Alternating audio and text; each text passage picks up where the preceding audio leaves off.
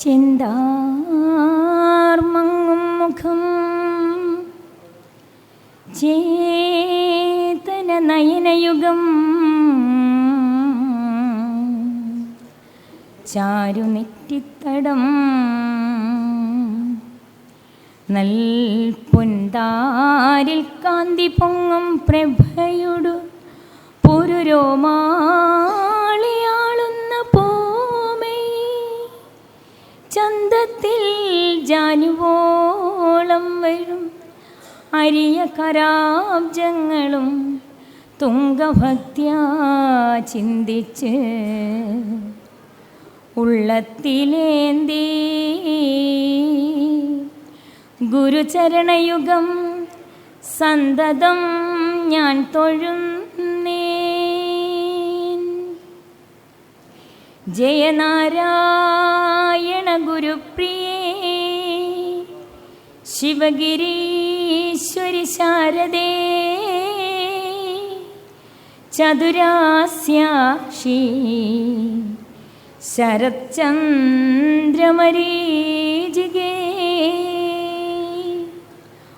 ഓം സഹനാവവതു സഹനൗ ഭുനക്തു സഹ വീര്യം കരവാവഹൈ തേജസ്വിനാവധീതമസ്തു മാ വിദ്വിഷാവഹൈ. ഓം ശാന്തി ശാന്തി ശാന്തി. ശ്രീനാരായണ ഗുരുദേവ തൃപ്പാദങ്ങളിൽ വന്ദനം. എത്രയും ബഹുമാന്യരായ ഈ യോഗത്തിൽ പങ്കെടുക്കുവാൻ വേദിയിലും സദസ്സിലും ഉപവിഷ്ടവരായിരിക്കുന്നവരെ എല്ലാവർക്കും ഗുരുദേവ തിരുനാമത്തിൽ വന്ദനം. വലിയൊരു പ്രഭാഷണത്തിൻ്റെ സമയമൊന്നും നമുക്കിനിയില്ല എന്നറിയാം. എങ്കിലും മഹത്തുക്കളായവരുടെ കുറേ വാക്കുകളൊക്കെയും നമ്മളുടെ ഹൃദയ കമലത്തിൽ ഉൾക്കൊള്ളത്തക്ക രീതിയിൽ കുറച്ച് സമയത്തേക്ക് നമുക്ക് ലഭിച്ചു അല്ലേ? നമ്മുടെ ബഹുമാനപ്പെട്ട അച്ഛൻ പറഞ്ഞതും നമ്മുടെ യൂണിയൻ കൺവീനർ പറഞ്ഞതുമെല്ലാം നമ്മുടെ ഹൃദയത്തിലേക്ക് ആഴത്തിൽ പതിപ്പിക്കുന്ന നല്ല ധാർമ്മികത തന്നെയാണ്. ഈ കൺവെൻഷൻ്റെ 2ാം ദിവസമായ ഇന്ന് ഇവിടെ വന്ന് എന്നോട് പറയാൻ പറഞ്ഞിരിക്കുന്ന വിഷയം നിങ്ങളെല്ലാവരും കണ്ടു അല്ലേ? ജ്ഞാനസ്വരൂപനായ പരമ്പൊരുൾ. നമുക്കറിയാം, ശ്രീനാരായണ ഗുരുദേവ തൃപ്പാദങ്ങളെ അറിയുവാൻ നമുക്ക് 3 വഴികളാണുള്ളത്. ഒന്നാമത്തെ വഴി ശ്രുതിയാണ്, 2ാമത് യുക്തിയാണ്, 3ാമത് അനുഭവമാണ്. നമ്മളെല്ലാവരും ഇവിടെ ഇരിക്കുന്ന ആരും തന്നെ ഗുരുവിനെ കണ്ടിട്ടില്ല. ഉണ്ടോ? ഇല്ല. പക്ഷേ കേട്ടു അല്ലേ? അതെങ്ങനെ കേട്ടു? ആദ്യം തന്നെ ഗുരുവിൻ്റെ ഓട്ടോബയോഗ്രഫി എന്ന് നമ്മൾ പറയുന്ന ഈ ഗുരുദേവ കൃതികളിലൂടെ നമ്മൾ അറിഞ്ഞു, കേട്ടു. പിന്നെയോ ഗുരുവിൻ്റെ സന്യസ്ത ശിഷ്യന്മാരും ഗൃഹസ്ഥ ശിഷ്യന്മാരും നമുക്ക് പറഞ്ഞു തന്നത് അത് നമ്മൾ കേട്ടു. പിന്നീടോ അതാണ് ശ്രുതി എന്ന് പറഞ്ഞത്, കേട്ടുള്ള അറിവ്. പിന്നീട് നമ്മൾ അറിഞ്ഞത് എങ്ങനെയാ? കേട്ടാൽ മാത്രം ഒരു കാര്യം നമ്മൾ വിശ്വസിക്കുമോ? ഇല്ല. അത് ശരിയാണോ എന്ന് യുക്തിപൂർവ്വം നമ്മളൊന്ന് ചിന്തിക്കും അല്ലേ? അതാണ് യുക്തി എന്ന് പറയുന്നത്, ശരിയാണോ എന്നുള്ള ചിന്ത. അതാർക്ക് മാത്രമേ ഉള്ളൂ? മനനം ചെയ്യുവാൻ കഴിവുള്ള മനുഷ്യന് മാത്രം. അതുകൊണ്ട് ഈ ഭൂമിയിൽ എത്ര ജന്മമെടുത്താലും ഈ മനുഷ്യജന്മം എന്ന് പറയുന്ന ഉത്കൃഷ്ട ജന്മത്തിൽ മാത്രം ലഭിക്കുന്ന ഒരു പുണ്യമാണ് എന്ത്? ധാർമ്മികമായി ഈശ്വരനെ അറിഞ്ഞുള്ള ജീവിതം എന്ന് പറയുന്നത്. ആ ഈശ്വരനെ അറിയുവാനുള്ള ഒരു മാർഗം ശ്രുതിയാണെങ്കിൽ മറ്റൊരു മാർഗം യുക്തിയാണ്, 3ാമത്തത് അനുഭവമാണ്.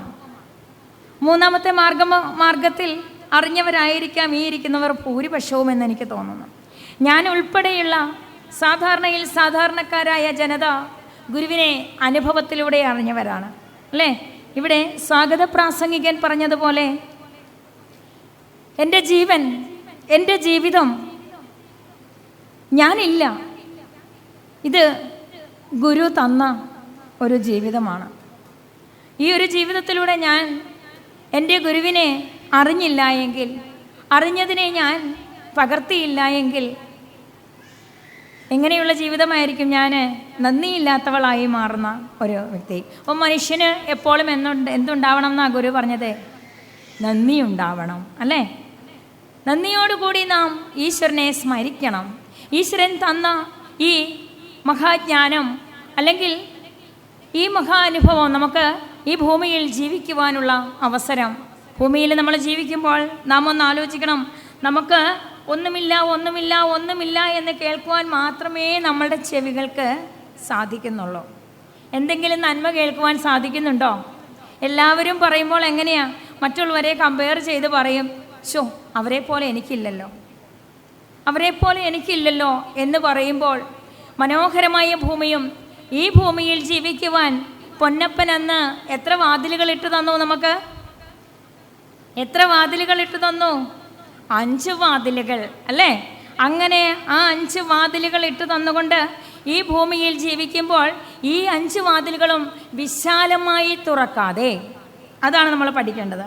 ഈ 5 വാതിലുകളും നാം വിശാലമായി തുറക്കാതെ ഗുരു പറഞ്ഞു തന്ന മാർഗത്തിലൂടെ ആ വാതിലുകളെ വേണ്ട വിധത്തിൽ മാത്രം ഉപയോഗിച്ചുകൊണ്ട് ഈ ഭൂമിയിൽ ജീവിക്കുമ്പോഴാണ് നാം എത്തേണ്ടിടത്ത് എത്തുന്നത്. എവിടെ എത്തണമെന്നാണോ ഗുരു പറഞ്ഞത്? എവിടെ എത്തണമെന്നാണോ ഗുരു പറഞ്ഞത്? ഗുരുവിൻ്റെ ഗദ്യപ്രാർത്ഥന നമ്മൾ വായിക്കുമ്പോൾ ഗുരു പറയുകയാണ്, ഈ ലോകവാസം കഷ്ടപ്പാട് കൂടാതെ കഴിഞ്ഞു കൂടുകയും ഒടുവിൽ നിന്റെ പരമപദം പ്രാപിക്കുകയും ചെയ്യണം. വേണ്ടേ? അപ്പം നമ്മളുടെ എല്ലാം ലക്ഷ്യം എന്താണ്? പരമപദം പ്രാപിക്കണം. വെറുതെ പരമപദം പ്രാപിക്കാൻ സാധിക്കുമോ? ഇല്ല. അതുകൊണ്ട് ഈ വാതിലുകൾ അടയ്ക്കേണ്ടിടത്തൊക്കെ അടച്ചു വെച്ച് തുറക്കേണ്ട സ്ഥലങ്ങളിൽ മാത്രം തുറന്നു വെച്ചുകൊണ്ട് ആ വാതിലുകളിലൂടെ കിട്ടുന്ന നന്മകളെല്ലാം ഹൃദയത്തിൽ സ്വരൂപിച്ചുകൊണ്ട് ഈ നന്മയിൽ, ഈ ഹൃദയത്തിൽ സ്വരൂപിച്ച നന്മകളെയെല്ലാം ലോകത്തിന് പകർത്തിക്കൊണ്ട് ജീവിക്കുമ്പോഴാണ് നാം ഗുരു പറഞ്ഞ രീതിയിലുള്ള ജീവിതത്തിന് ഉടമകളായി മാറുന്നത്. അപ്പം അങ്ങനെ ഒരു നല്ല ജീവിതം ലഭിക്കുവാനായിട്ട് ജ്ഞാനസ്വരൂപനായ ഗുരുവിനെ നമ്മളൊന്ന് അറിയണം, അല്ലേ? ഗുരു ആരാണ്? ഗുരു സാക്ഷാത് പരബ്രഹ്മം, അല്ലേ? ആരാ ഇത് പറഞ്ഞു തന്നത്? ലോകത്തോട് ആദ്യമായി വിളിച്ചു പറഞ്ഞത് ആരാണെന്ന് നമ്മൾ കേട്ടിട്ടുണ്ടല്ലേ? ആരാണ്? ശിവലിംഗദാസ സ്വാമികൾ. ശ്രീനാരായണ ഗുരുദേവ തൃപ്പാദങ്ങളുടെ ആദ്യത്തെ സന്യസ്ത ശിഷ്യനായ ആരാ? ശിവലിംഗദാസ സ്വാമികൾ ലോകത്തോട് വിളിച്ചു പറഞ്ഞ കാര്യം എങ്ങനെയാണ്? ഓം ബ്രഹ്മണേ മൂർത്തിമതേ ശ്രിതാനാം ശുദ്ധിഹേതവേ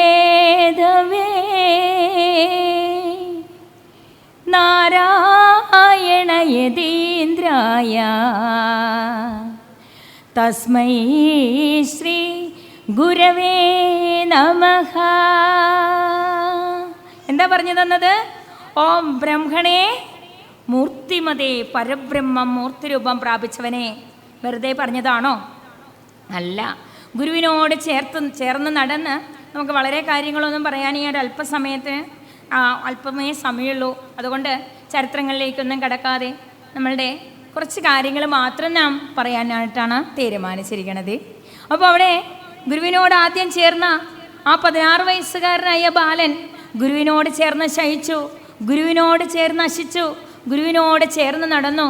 ഗുരുവിനെ സമ്പൂർണമായി അറിഞ്ഞിട്ട് ലോകത്തോട് പറഞ്ഞു കൊടുത്ത കാര്യമാണ് ഓം ബ്രഹ്മണേ മൂർത്തിമതേ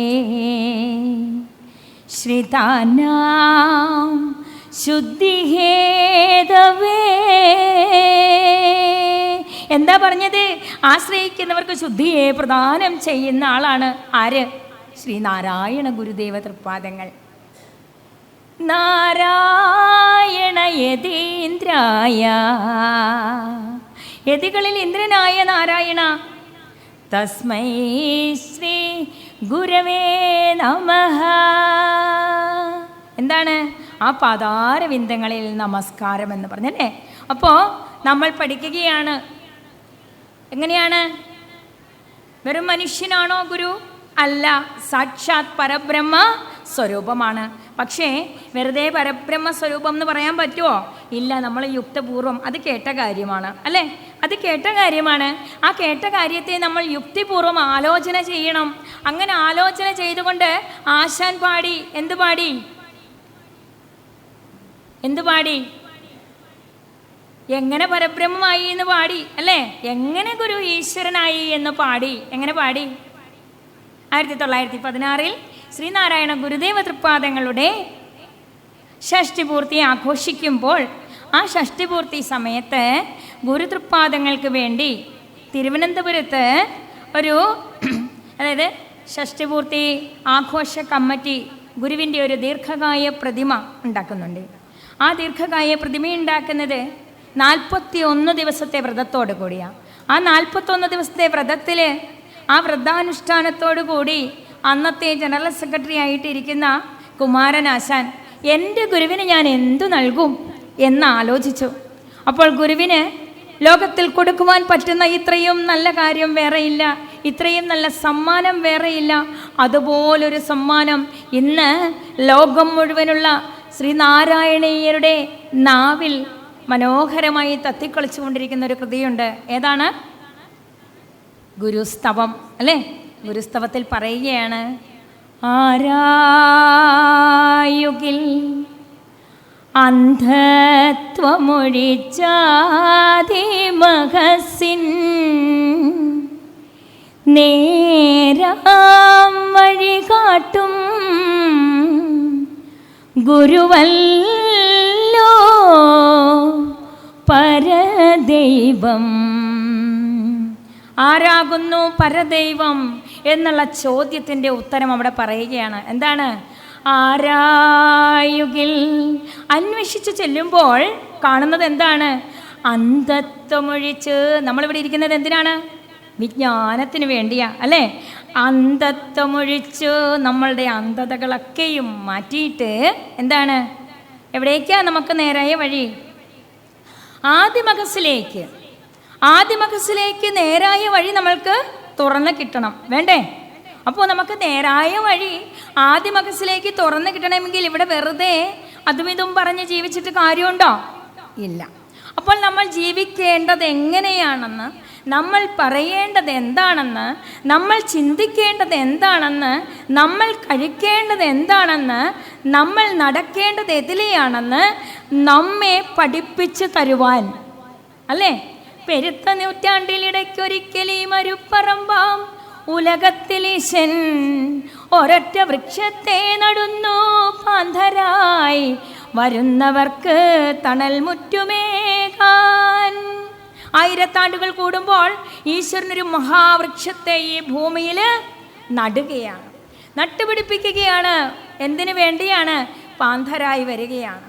വഴിയറിയാതെ, ഇതാ വഴിയറിയാതെ, തണലറിയാതെ ഇങ്ങനെ വരുന്ന ജനതയ്ക്ക് ഒന്ന് വിശ്രമിക്കണം. ആ തണലിലൊന്ന് വിശ്രമിക്കണം. അങ്ങനെ ഒരു വടവൃക്ഷത്തെ ഈ ഭൂമിയിൽ നമുക്കൊക്കെ വിശ്രമ കേന്ദ്രത്തിനായി സൃഷ്ടിച്ചു വെച്ചു. അതാകുന്നു ആര്? ശ്രീനാരായണ ഗുരുദേവ തൃപ്പാദങ്ങൾ. അതാണ് പറയുന്നത്, ആരായുകിൽ അന്ധത്വമൊഴിച്ചാതിമഹസിൻ നേരാം വഴി കാട്ടും. അതാണ് നമ്മൾ പഠിക്കേണ്ടത്. നേരായ വഴി കാട്ടും. നേരായ വഴി, എല്ലാവർക്കും വഴികളൊക്കെ ഉണ്ട്. പക്ഷേ പല വളഞ്ഞ വഴികളുമൊക്കെ സ്വീകരിച്ച് അവസാനം ഒരു ഏകദേശം അങ്ങോട്ട് പോകാറാകുന്ന അവസരത്തിലാണ് നമ്മൾ ഓർക്കുന്നത് എന്ത്? ഇനി ഈശ്വരനെയൊക്കെ ഒന്ന് അറിയണം അല്ലേ?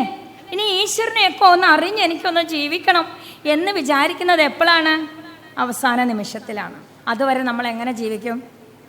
എങ്ങനെ ജീവിക്കും? ശങ്കരാചാര്യർ പാടിയിട്ടില്ലേ? എങ്ങനെയാണ് പാടുന്നത്? ബാലനായിരിക്കുമ്പോൾ എങ്ങനെ ജീവിക്കും? യുവാവായിരിക്കുമ്പോൾ എങ്ങനെയാണ് ജീവിക്കുന്നത്? ബാലസ്താവ ക്രീഡാസക്തഃ തരുണസ്താവത് തരുണീരക്തഃ വൃദ്ധസ്താവത് ചിന്താമഗ്നഃ പരമേ ബ്രഹ്മണി കോപി ന സക്തഃ. എന്താ പാടിയത്? ശങ്കരാചാര്യർ എന്താ പാടിയത്? ബാലനായിരിക്കുമ്പോൾ കളിച്ച് തിമിർത്തിങ്ങനെ നടക്കണം, യുവാവായിരിക്കുമ്പോൾ എങ്ങനെയാണ് യുവതികളെയൊക്കെ ഒന്ന് പ്രണയിച്ച് ജീവിക്കണം, അല്ലേ? ഇതെല്ലാം കഴിഞ്ഞ് നമ്മളുടേതായിട്ടുള്ള ഉല്ലാസങ്ങളെല്ലാം കഴിഞ്ഞു കഴിയുമ്പോൾ പ്രായത്തിലേക്ക് കടന്ന് ഏകദേശം അങ്ങോട്ടെടുക്കാറാവുമ്പോൾ, അങ്ങനെയല്ലേ മനുഷ്യൻ പറയുന്നത്, അങ്ങോട്ടെടുക്കാറായി അല്ലേ? അങ്ങനെ അങ്ങോട്ടെടുക്കാറാവുമ്പോഴാണ് നമ്മൾ ചിന്തിക്കുന്നത് ഇനി എന്നാണ് ഈശ്വരനെ അറിയുന്നത്, അല്ലേ? പക്ഷെങ്കിൽ ഇതെല്ലാം കണ്ടുകൊണ്ട് 19-ാം നൂറ്റാണ്ടിൻ്റെ ഉത്തരാർത്ഥത്തിൽ ഇതാ ഈശ്വരൻ മനുഷ്യരൂപമെടുത്ത് ഈ ഭൂമിയിൽ കേരളത്തിൻ്റെ തെക്കേ അറ്റത്ത് പിറന്നു. എന്നിട്ട് ഗർഭത്തിൽ വെച്ച് എങ്ങനെ നമ്മൾ ജീവിക്കണമെന്ന് നമ്മളോട് പറഞ്ഞു തന്നു, അല്ലേ? അതുകൊണ്ടാണ് പാടിയത് ആര്? ശിവലിംഗദാസ സ്വാമികൾ പാടിയത് വാദിനാം വാദിനേ വാചം യമാനാം മൗനഭാജിനേ സർവലോകാനുരൂപായ തസ്മൈ ശ്രീ ഗുരവേ നമഃ. എന്താണ്? വാദികളായിട്ടുള്ള ഇഷ്ടംപോലെ സംസാരിക്കുന്നവരായിട്ടുള്ള ജനങ്ങൾ എവിടെയുണ്ട്? അവരുടെ അടുത്ത് ചെല്ലുമ്പോഴോ ഗുരു അവരോട് ചേർന്ന് നിന്നുകൊണ്ട് ആ ഒരു തലത്തിലേക്ക് മാറും. പക്ഷെങ്കിലോ യമാന മൗനഭാജിനേ, മൗനം ഭജിക്കുന്നവരുടെ അടുത്ത് ചെല്ലുമ്പോൾ എങ്ങനെയാണ്?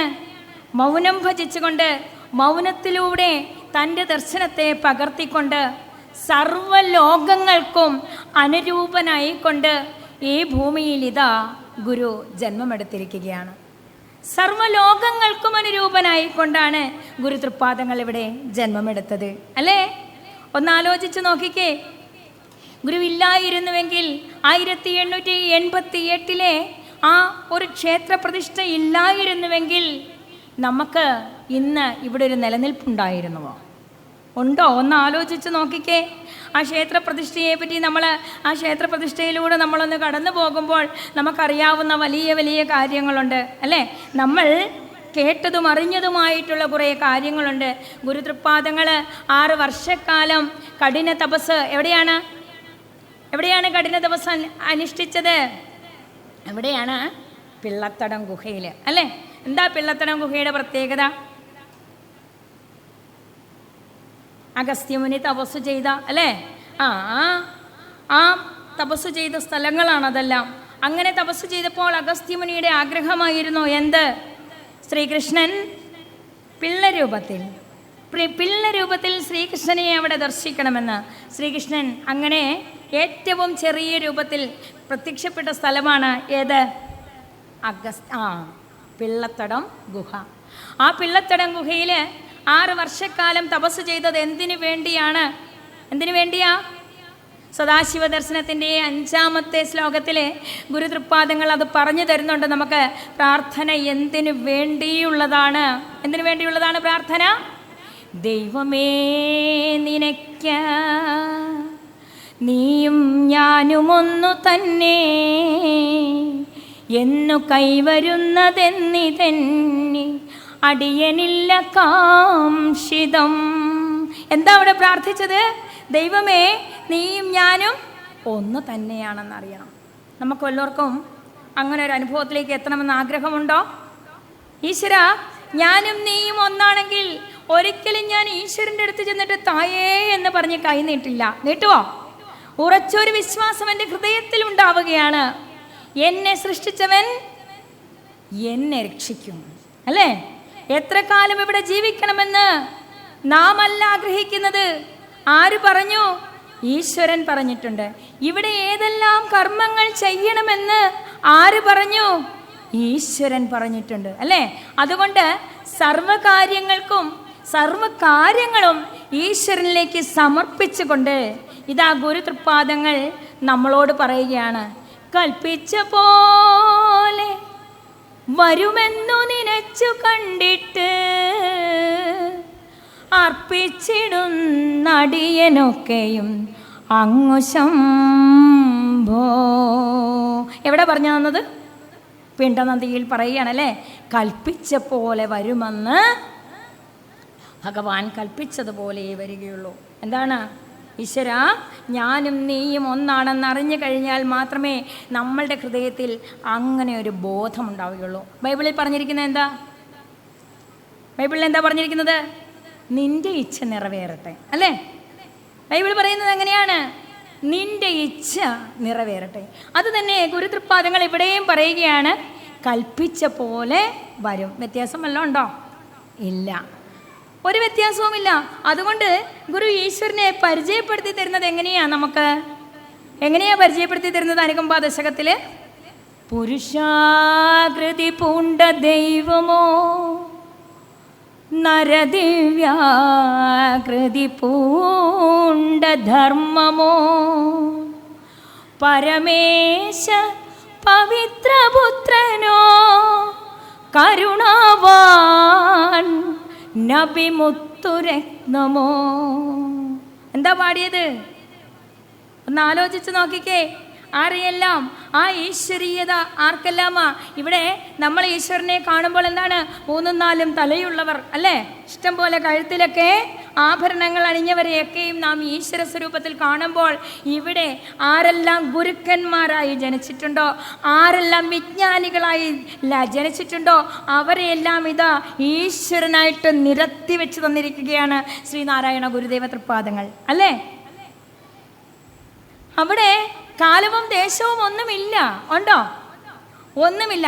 നമ്മളാണ് കാലത്തെയും ദേശത്തെയും ഒക്കെ ഉണ്ടാക്കി വെച്ചിരിക്കുന്നത്. നമ്മളാണ് കാലത്തെയും ദേശത്തെയും വർഗത്തെയും വർണ്ണത്തെയും ഒക്കെ ഉണ്ടാക്കി വെച്ചിരിക്കുന്നത്. ഇതാ ഇവരാരും ഉണ്ടാക്കി വെച്ചിട്ടില്ല. ഇവിടെ ഗുരുതൃപ്പാദങ്ങൾ പറഞ്ഞു തരുന്നതും അങ്ങനെയാണ്. ജനനീ നവരത്നമഞ്ജരിയിൽ എങ്ങനെ പറഞ്ഞു തരുന്നു ഗുരു? അത് കാലാദിയായ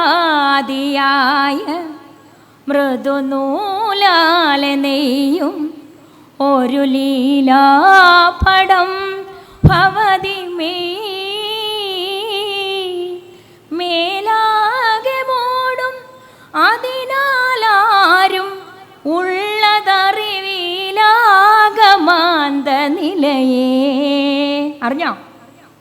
കാലാദിയായ മൃദുനൂലാലെ നെയ്യുന്ന നൂലാട കൊണ്ട് ഈ ലോകം മറഞ്ഞിരിക്കുന്നത് കൊണ്ട് ആരും ഉള്ളത് അറിയുന്നില്ല. അറിയുന്നുണ്ടോ? ആ ഉള്ളതിനെ അറിയിക്കുവാനാണ് ഇവിടെ ശ്രീനാരായണ ഗുരുദേവ തൃപ്പാദങ്ങൾ മനുഷ്യ ജന്മമെടുത്തത്. മറ്റൊരു ജന്മമെടുത്തിട്ടും കാര്യമില്ല. ഉണ്ടോ? മനുഷ്യനെ ഉദ്ധരിക്കുവാൻ, മനുഷ്യനെ ധാർമ്മികതയിലേക്ക് നയിക്കുവാൻ ഈശ്വരൻ ആരായിട്ട് തന്നെ ജന്മമെടുക്കണം? മനുഷ്യനായിട്ട് തന്നെ അവതാരമെടുക്കണം. അതുകൊണ്ടാണ് മനുഷ്യാവതാരമെടുത്തത്. എന്നിട്ട് എന്താ പറഞ്ഞത്? ആശാൻ പറഞ്ഞതിൻ്റെ പകുതിയേ ഞാൻ പറഞ്ഞോളൂ, അല്ലേ? ആരാധ്യനതോർത്തിടുകിൽ ഞങ്ങൾക്കവിടുന്ന നാരായണമൂർത്തേ ഗുരുനാരായണമൂർത്തേ. എന്തോർക്കുമ്പോഴാണ് ശ്രീനാരായണ ഗുരു നമ്മളുടെ ആരാധ്യനായി മാറുന്നത്? എന്തോർക്കുമ്പോൾ? അന്ധത്വമൊഴിച്ച് ആദിമകസിലേക്ക് ഞങ്ങളെ നേരായ വഴി കാട്ടിയത് ആരാണെന്ന് ചിന്തിക്കുമ്പോൾ.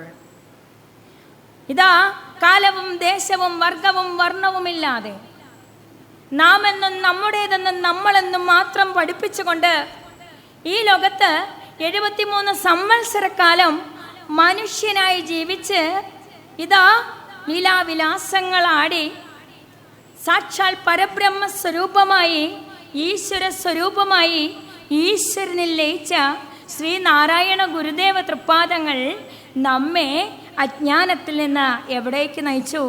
വിജ്ഞാനത്തിലേക്ക് നയിച്ചു. അതുകൊണ്ട് വീണ്ടും ആശാൻ പാടി. എങ്ങനെ? ആ അൻപ് നമുക്കുണ്ടായത് കൊണ്ടും ആ അൻപ് നമ്മളോടുണ്ടായത് കൊണ്ട് മാത്രമാണ് നമ്മളൊക്കെ ഇത്രയും മനോഹരമായി ഇവിടെ ഇങ്ങനെ ജീവിക്കുന്നത്, അല്ലേ? ആശാൻ എങ്ങനെ പാടിയത്? അൻപാർന്നവരുണ്ടോ, പരവിജ്ഞാനികളുണ്ടോ,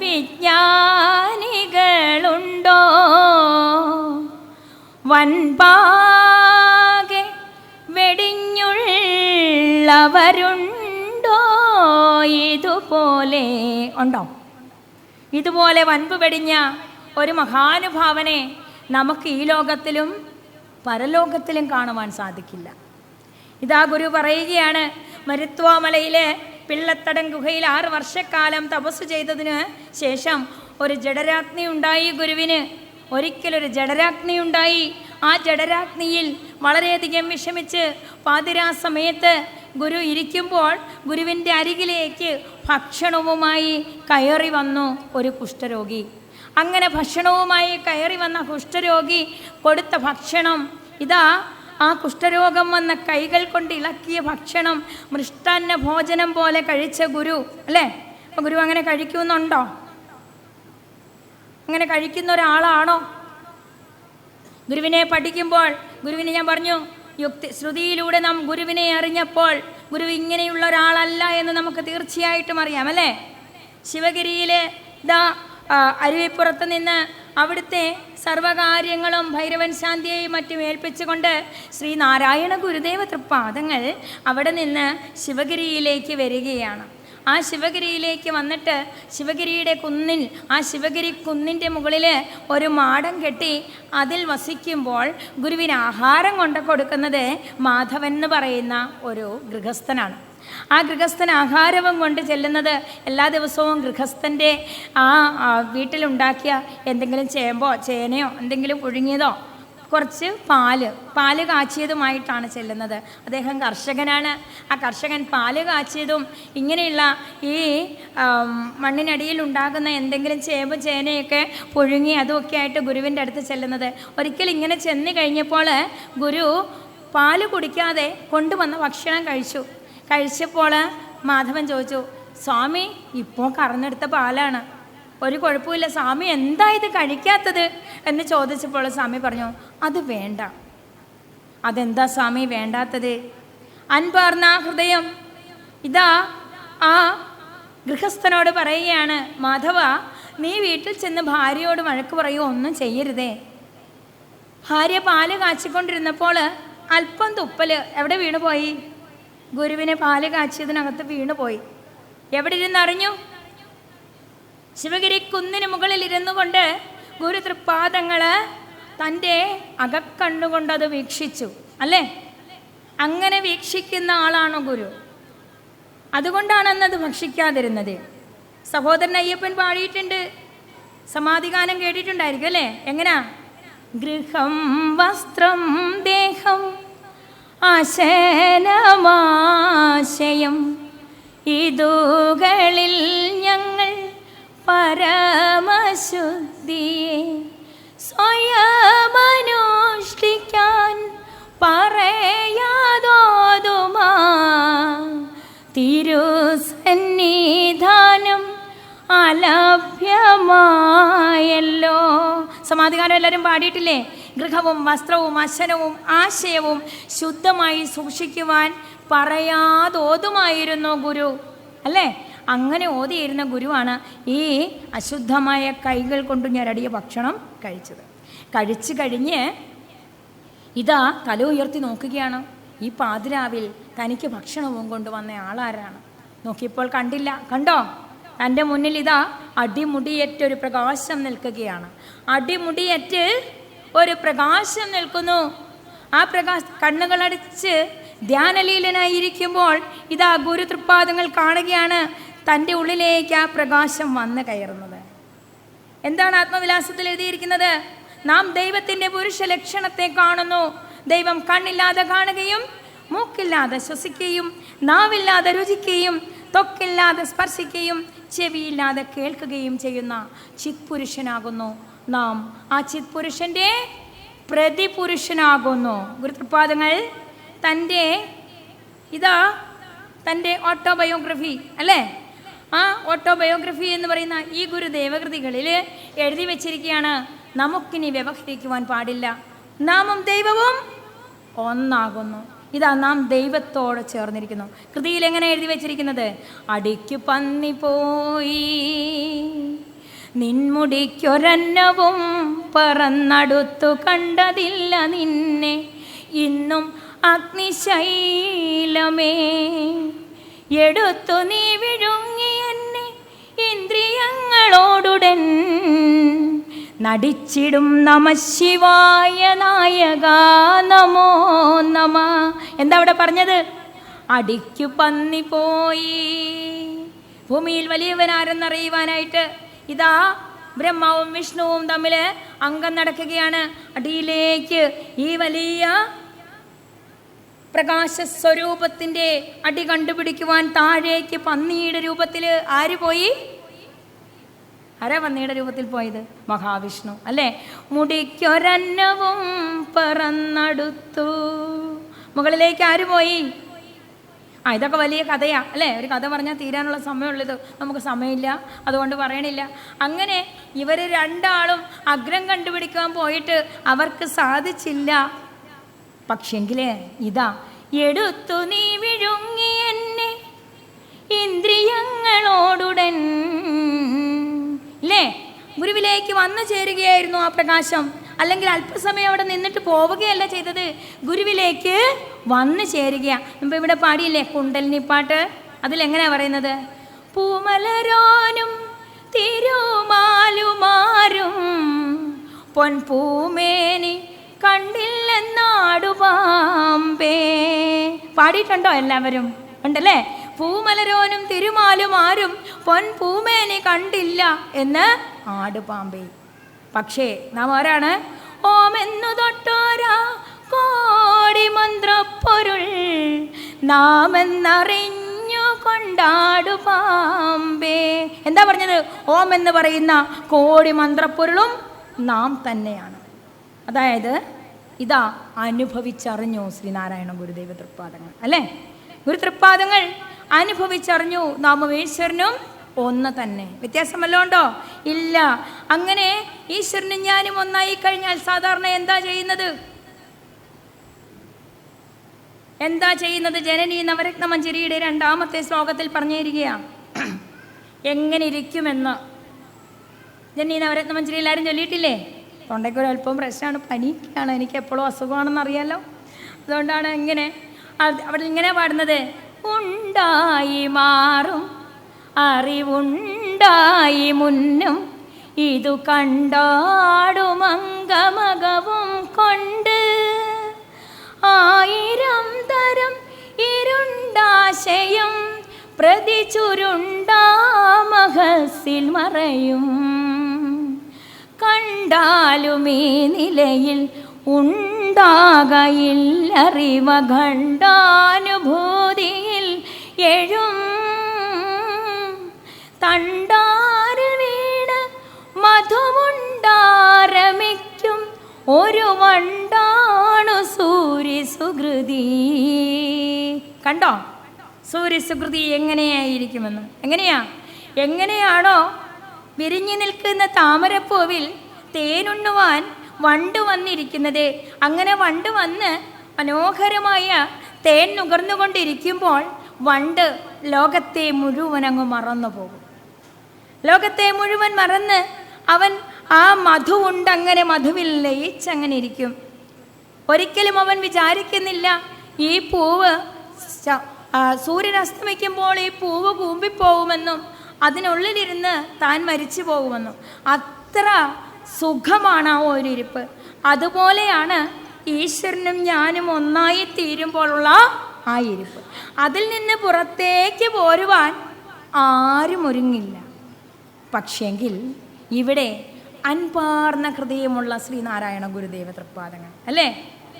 അന്യർക്കു ഗുണം ചെയ്വതിന് ആയുസുവപുസ്സും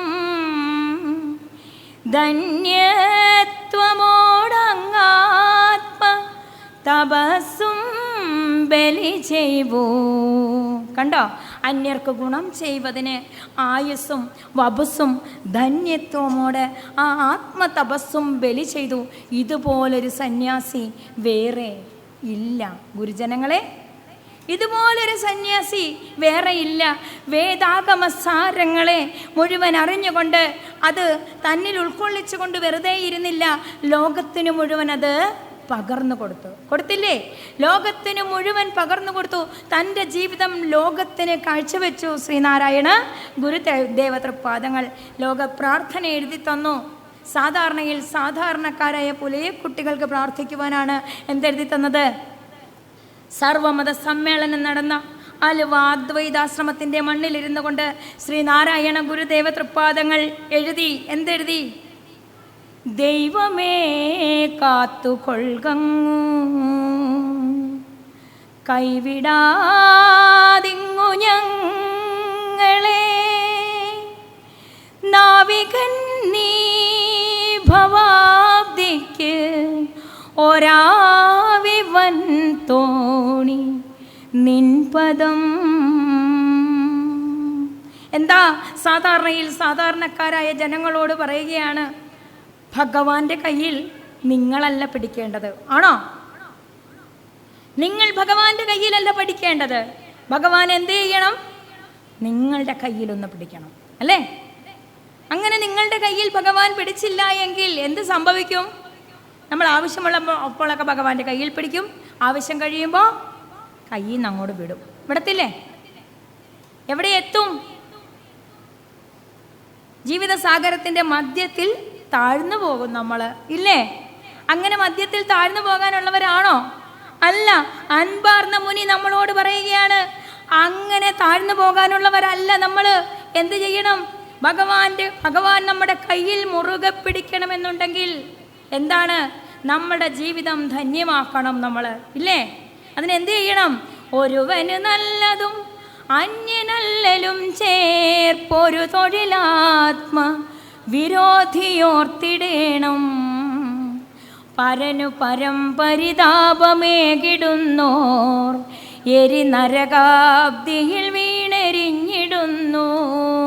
ഗുരു പറഞ്ഞു തരികയാണ്, തൻ്റെ ജ്ഞാനസരണിയിലൂടെ ഗുരു പറഞ്ഞു തരികയാണ്. എന്താണ്? ഒരുവന് നല്ലതും അന്യനല്ലലും ചേർത്തുള്ള ഒരു തൊഴിലുകളൊക്കെ ആത്മാവിന് വിരോധമുള്ളതാണ്. അതൊന്നും നാം ചെയ്യരുത്. അയലു തഴപ്പതിനായി അതിപ്രയത്നം ആര് ചെയ്യണം? നയമറിയും നരനാചരിച്ചിടേണം. കണ്ടോ? അയല് തഴപ്പതിനായി അതിപ്രയത്നം. ഇതാ നല്ല ശമരിയാക്കാരൻ്റെ കഥ പറഞ്ഞു. ആര്? യേശുവെന്ന മഹാഗുരു പറഞ്ഞില്ലേ? യേശുവെന്ന മഹാഗുരു നല്ല ശമരിയാക്കാരൻ്റെ കഥ നമുക്ക് പറഞ്ഞു തരുമ്പോൾ, ബൈബിളിലൂടെ പറഞ്ഞു തരുമ്പോൾ, ശ്രീനാരായണ ഗുരുദേവ തൃപ്പാദങ്ങൾ നമ്മളോട് പറയുകയാണ്, അയല് തഴപ്പതിനായ അതിപ്രയത്നം നാം ചെയ്യണം. നമ്മുടെ അയൽക്കാരൻ ആരാണ്? നമ്മുടെ അയൽക്കാരനാണ് നല്ല ശമരിയാക്കാരൻ, അല്ലേ? അവൻ തൊട്ടടുത്തല്ലായിരിക്കാം, പക്ഷേ അവൻ്റെ ഹൃദയം എവിടെയാണ്? നമ്മളുടെ തൊട്ടടുത്ത് തന്നെ, അല്ലേ? അവൻ്റെ ഹൃദയം എപ്പോഴും നമ്മളുടെ തൊട്ടടുത്ത് തന്നെയാണ്. ഇതെങ്ങനെയാണെന്നറിയാവോ? നമ്മൾ ശരീരങ്ങൾ കൊണ്ട് അടുത്താണ് താമസിക്കുന്നത്, പക്ഷേ ഹൃദയങ്ങൾ കൊണ്ടോ അകന്നു പോയിക്കൊണ്ടേയിരിക്കുക, അല്ലേ? ഇതല്ല നമ്മളോട് ഗുരു പറഞ്ഞു തന്നത്. നമ്മൾ ഹൃദയങ്ങളിലൂടെ അടുക്കണം, ഹൃദയങ്ങൾ ചേർത്ത് വെക്കണം നമ്മളുടെ. അപ്പം നമ്മളുടെ ചിന്താഗതികൾ ഒന്നാവുമ്പോഴാണ് ഹൃദയങ്ങൾ ഒന്നാവുന്നത്, അല്ലേ? നമ്മളുടെ ചിന്താഗതികൾ ഒന്നാവണം. അപ്പോൾ മാത്രമേ അയൽ തഴപ്പതിനായി അതിപ്രയത്നം ചെയ്യുവാൻ നമുക്ക് സാധിക്കുകയുള്ളൂ. അതുകൊണ്ട് അങ്ങനെ ആ അയൽ തഴപ്പതിനായി അതിപ്രയത്നം ചെയ്ത് ജീവിക്കുവാൻ നമ്മൾ ശ്രമിക്കണമെങ്കിൽ എന്ത് ചെയ്യണം? വലിയൊരഹന്ത വരം തരേണം. വേണ്ടേ? ഞാൻ എന്ന ഭാവത്തെ ഒന്ന് എടുത്തു കളയണം. നമ്മളിൽ നിന്ന് ഞാൻ എന്ന ഭാവത്തെ എടുത്തു കളഞ്ഞുകൊണ്ട് എങ്ങനെയാ മനുഷ്യൻ ജീവിക്കുന്നെന്നാ ഗുരു പറഞ്ഞത്? രതിരഥമേറി അഹന്ത രമ്യരൂപം പ്രതിപുറമേ പെരുമാറിടുന്ന ജസ്മം. എവിടെയാ ഇത് പറയുന്നത്? ആത്മോപദേശ ശതകത്തിൽ. രതിരഥമേറി അഹന്ത ഇങ്ങനെ സഞ്ചരിക്കുകയാണ്, അല്ലേ? അവിടെ നാം സർവ്വതിനെയും മറന്നു കളയുകയാണ്. അതുകൊണ്ട് ആ സർവ്വതിനെയും നമ്മളിലേക്കൊന്ന് കൊണ്ടുവരുവാനായിട്ട് ഗുരുതൃപ്പാദങ്ങൾ നമ്മെ പ്രാർത്ഥന ഈശ്വരനോട് അടുക്കുവാൻ ഏറ്റവും നല്ല മാർഗം എന്താണ്? ഗുരുതൃപ്പാദങ്ങൾ സാധാരണയിൽ സാധാരണക്കാരായ ജനങ്ങൾക്ക് ഒരിക്കലും അദ്വൈതത്തിലേക്ക് കടന്നു പോകാൻ ഗുരു പറഞ്ഞില്ല. ആദ്യം എന്ത് ചെയ്യണം? അവർ സ്ഥൂലമായ രൂപത്തിൽ ഈശ്വരനെ ഒന്ന് ദർശിക്കണം. അങ്ങനെ സ്ഥൂലമായ രൂപത്തിൽ ഈശ്വരനെ ദർശിക്കുവാൻ വേണ്ടി ഗുരുതൃപ്പാദങ്ങൾ 1888 ഇതാ പിള്ളത്തടം ഗുഹയിൽ നിന്ന് താഴേക്ക് ഇറങ്ങി വന്നത് എങ്ങനെയാണെന്നൊക്കെ നമ്മൾ ഇഷ്ടം പോലെ പഠിക്കുന്നുണ്ട് അല്ലേ? അവിടെ ഇരുന്നു കൊണ്ട് തപസ് ചെയ്തു. ഗുരു ആരാണെന്ന് തിരിച്ചറിഞ്ഞിട്ട് ഇറങ്ങിപ്പോരുകയാണ്. ഇറങ്ങിപ്പോരുന്നത് വെറുതെയാണോ? സുബ്രഹ്മണ്യ കീർത്തനം എന്ന് പറയുന്ന ഒരു കീർത്തനത്തിൽ മിക്കവാറും എല്ലായിടത്തും ഞാൻ പറയാറുള്ളതാണ്, ഗുരുതൃപ്പാദങ്ങൾ ആ സുബ്രഹ്മണ്യൻ തന്നോട് ചേർക്കുവാൻ, ഗുരുവിനെ തന്നോട് ചേർക്കുവാൻ വന്നതാവാം. ആ സമയത്ത് പറയുന്ന ഒരു കാര്യമുണ്ട്, സ്പഷ്ടം നിലാവങ്ങു നീങ്ങി ദിനകരനുദയം ചെയ്തു ചന്ദ്രൻ മറഞ്ഞു, തട്ടിത്തട്ടി പെരുക്കി പെരുവെളിയതിലാക്കിയിടുവാൻ പിന്നെയാട്ടെ. കഷ്ടം ദീനം പിടിച്ചോ മധുരയതു കുടിച്ചോ കിടക്കുന്ന ലോകർക്ക്, ഉത്തിഷ്ടോത്തിഷ്ട ശീഘ്രം നദിയിൽ മുഴുകുവാൻ കാലമായി വന്നതിപ്പോൾ. കഷ്ടം ദീനം പിടിച്ചും മധുര കുടിച്ചും കിടക്കുന്ന ജനതയെ കണ്ടുകൊണ്ടാണ് എന്ത് ചെയ്തത്? ആ മലമുകളിലേക്ക് ഗുരു കയറിപ്പോയത്. നാം ആരാണെന്നൊരു തിരിച്ചറിവുണ്ടായി. അറിവല്ല, തിരിച്ചറിവ് അല്ലേ? നമുക്കൊക്കെ അറിവുണ്ട്, എന്താ ഇല്ലാത്തത്? തിരിച്ചറിവാണുള്ളത് അല്ലേ? അതുകൊണ്ട് ആ തിരിച്ചറിവുണ്ടായതിനു ശേഷം ഗുരുതൃപ്പാദങ്ങൾ ഇതാ ഭൂമിയിലേക്ക് തിരികെ ഇറങ്ങുവാൻ കണ്ട കാരണം എന്താണ്? കഷ്ടം ദീനം പിടിച്ചും മധുര കുടിച്ചും കിടക്കുന്ന ജനതയെ രക്ഷിക്കുവാനായിട്ടാണ് നാം ഇവിടെ അവതാരം എടുത്തിരിക്കുന്നത്.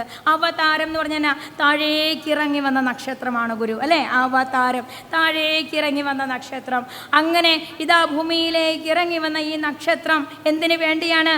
ദീനം പിടിച്ചും മധുര കുടിച്ചും കിടക്കുന്ന ജനങ്ങളെ രക്ഷിക്കുവാൻ. നമുക്ക് കാശ് തന്നാണോ രക്ഷിച്ചത്? അല്ല, ജ്ഞാനം തന്നു. ജ്ഞാനസാഗരമാണ് ഗുരുദേവ തൃപ്പാദങ്ങൾ നമുക്ക് തന്നത് അല്ലേ? വേണ്ടുവോളം കോരി കുടിക്കുവാൻ ജ്ഞാനസാഗരം നമുക്ക് തന്നു. പക്ഷേ നാം അതിൻ്റെ അറ്റത്ത് പോലും എത്തുന്നില്ല. എത്തുന്നുണ്ടോ? ഇല്ല. എങ്ങനെയാ പറഞ്ഞിരിക്കുന്നത്? ശ്രീരാമകൃഷ്ണ പരമഹംസർ പറഞ്ഞിരിക്കുന്നത് എങ്ങനെയാ? ആ സാഗരത്തിലേക്ക് ഇറങ്ങിക്കഴിഞ്ഞാൽ അതായിത്തീരും. ഉപ്പുപാവ എങ്ങനെയാണോ കടൽ കാണാൻ ഇറങ്ങിയത് അതുപോലെ ആയിത്തീരണമെന്നാണ് പറയുന്നത്. ആ ജ്ഞാനസാഗരത്തിലേക്ക് ഇറങ്ങിയാൽ താനും ബ്രഹ്മവും ഒന്നാണെന്ന് നാം എല്ലാം അറിയണം അല്ലേ? നാം ശരീരമല്ല, അറിവാകുന്നു. ശരീരം ഉണ്ടാകുന്നതിന് മുമ്പിലും അറിവായ നാം ഉണ്ടായിരുന്നു. ഇനി ഇതൊക്കെയും ഇല്ലാതെ പോയാലും നാം ഇപ്രകാരം പ്രകാശിച്ചു കൊണ്ട് തന്നെ ഇരിക്കുമെന്ന് നമ്മോട് ഗുരു പറഞ്ഞെങ്കിൽ അത് നമുക്ക് വേണ്ടി, നമ്മൾ പ്രാർത്ഥിക്കുന്നതിന് വേണ്ടി എഴുതി തന്ന കൃതിയാണ് അല്ലേ? അപ്പോൾ നമ്മളെല്ലാവരും അത് തന്നെ ആയിത്തീരണമെന്നാണ് ആര് പറഞ്ഞു തരുന്നത്? ഗുരുതൃപ്പാദങ്ങൾ നമ്മളോട് പറഞ്ഞു തരുന്നത്. 1893 എവിടെ വെച്ച് എഴുതിയ പ്രാർത്ഥനയാണത്? കോലത്തുകരയിൽ വെച്ച് ശ്രീനാരായണ ഗുരുദേവ തൃപ്പാദങ്ങൾ രാമൻ മുതലാളി എന്ന് പറയുന്ന പരമജ്ഞാനി ശ്രീനാരായണ ഗുരുദേവ തൃപ്പാദങ്ങളോട് പറഞ്ഞു, സ്വാമി, ഒരു ഈശ്വരനെയും പൂജിക്കുന്നത് എനിക്ക് ഇഷ്ടമല്ല. പക്ഷേ എൻ്റെ കണ്ട ദൈവം ആര് തന്നെയാകുന്നു? സ്വാമി, അങ്ങ് തന്നെയാകുന്നു. അതുകൊണ്ട് അങ്ങയുടെ ദർശനം ഉൾക്കൊണ്ടുകൊണ്ട് നമുക്കൊരു പ്രാർത്ഥന വേണമെന്ന് പറഞ്ഞപ്പോൾ എഴുതിയെടുത്തോളാമോ എന്ന് ഗുരു ചോദിച്ചു. അങ്ങനെ അവിടെ വെച്ച് എഴുതിയെടുത്ത കൃതിയാണ് ഏത്?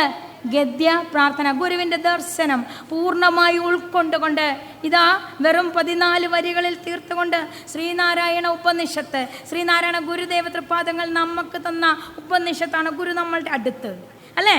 ഉപനിഷത്ത് പറഞ്ഞാൽ തൊട്ടടുത്തിരിക്കുക. ഗുരു നമ്മളുടെ അടുത്തിരിക്കുകയാണ്. ആ കൃതി വായിക്കുമ്പോൾ, അത് പഠിക്കുമ്പോൾ അവിടെ പറഞ്ഞിരിക്കുന്ന കാര്യം എന്താണ്?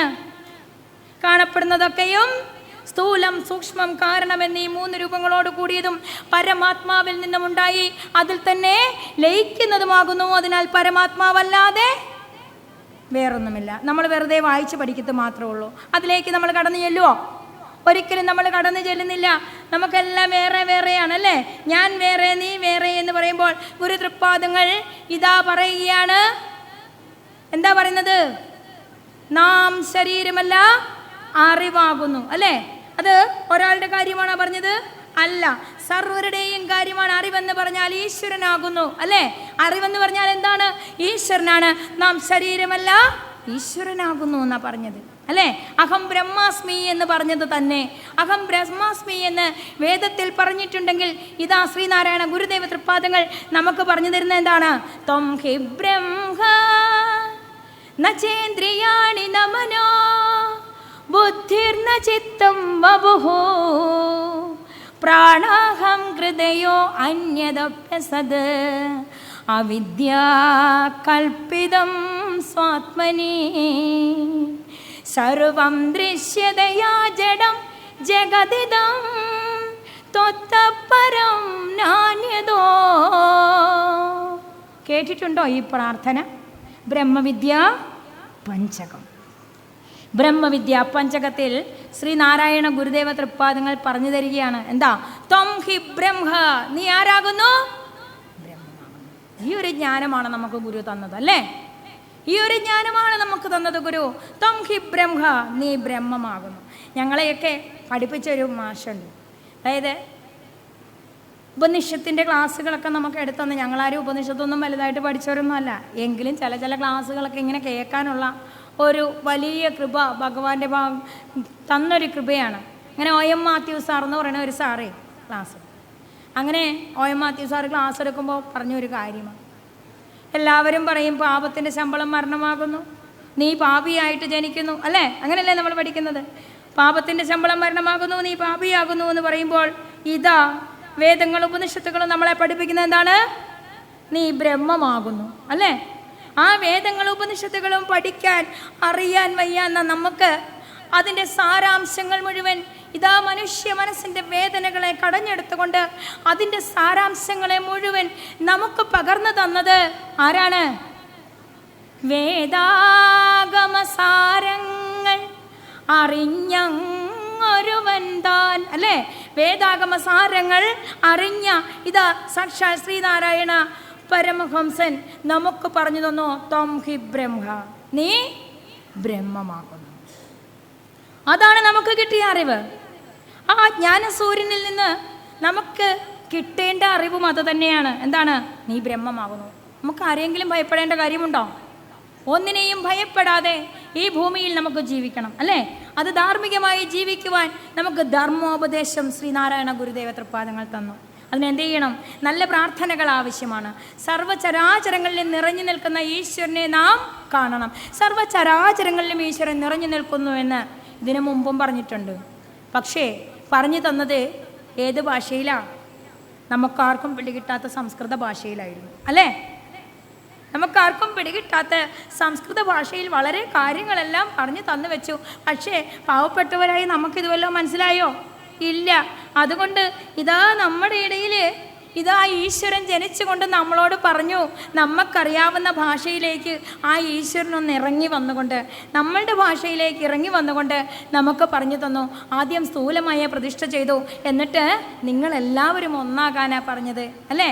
താത്വികതയുടെ ബ്രഷ് ആത്മജ്ഞാനത്തിൻ്റെ ചായത്തിൽ മുക്കി വിശ്വസാഹോദര്യത്തിൻ്റെ ചിത്രം ശ്രീനാരായണ ഗുരുദേവ തൃപ്പാദങ്ങൾ വരച്ചത് ഏതാണ്?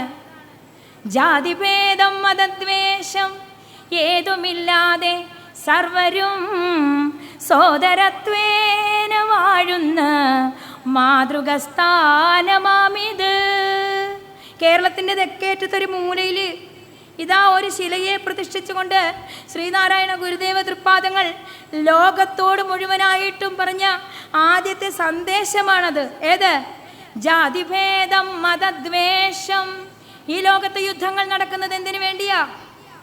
മതങ്ങളെ ദുഷിച്ചുകൊണ്ട്, അല്ലേ? ഓരോ മതത്തെയും തൻ്റെ മതമാണ് വലുത്, തൻ്റെ മതമാണ് നല്ലത്, തങ്ങളുടെ മതാചാര്യൻ പറഞ്ഞതാണ് നല്ലത്, ഇത് പറഞ്ഞുകൊണ്ട് യുദ്ധം നടക്കുമ്പോൾ, യുദ്ധകാഹളങ്ങൾ മുഴക്കുമ്പോൾ ഈ യുദ്ധകാഹളങ്ങളെല്ലാം അവസാനിപ്പിക്കത്തക്ക രീതിയിൽ ശ്രീനാരായണ ഗുരുദേവ തൃപ്പാദങ്ങൾ നമുക്ക് പറഞ്ഞു തന്ന കാര്യമാണ് ജാതിഭേദം മതദ്വേഷം ഏതുമില്ലാതെ സർവരും സോദരത്വേന വാഴുന്ന മാതൃകസ്ഥാനമാമിത്. എത്ര മനോഹരമായ, അല്ലേ? എത്ര മനോഹരമായ ചതുഷ്പതിയാണ് ശ്രീനാരായണ ഗുരുദേവ തൃപ്പാദങ്ങൾ നമുക്ക് തന്നത്. എന്നിട്ട് എന്താ പറഞ്ഞത്? ഇവിടെ മാത്രമല്ല ഈശ്വരൻ ഇരിക്കുന്നതാണോ? എവിടെ ഇരിക്കുന്നു? അകവും പുറവും ഒഴിഞ്ഞൻ ഭഗവാനെ നീ നിറഞ്ഞു വാഴുന്നു. എവിടാ പറഞ്ഞത്? സ്വാനുഭവ ഗീതി എന്ന് പറയുന്നൊരു കൃതി കേട്ടിട്ടുണ്ടോ?